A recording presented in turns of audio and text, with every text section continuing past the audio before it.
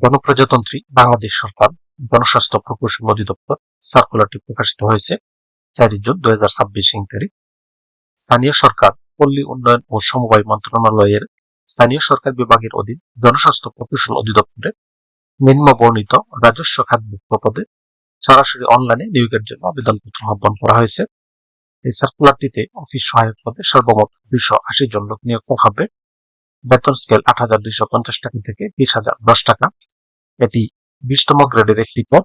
স্বীকৃত বোর্ডটিতে মাধ্যমিক school certificate সমমানের পরীক্ষা উত্তীর্ণ হলেই এখানে আবেদন করতে পারবেন, অর্থাৎ এসএসসি পাস হলে হবে।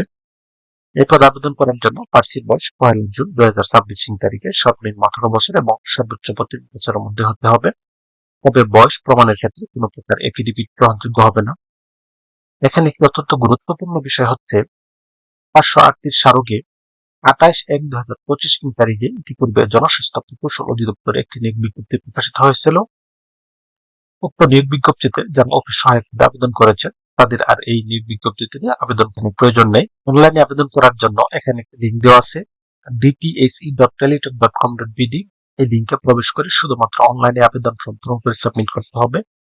আবেদন শুরু হবে 10 জুন 2026 তারিখ এবং আবেদনের শেষ সময় 8 জুলাই 2026 তারিখ।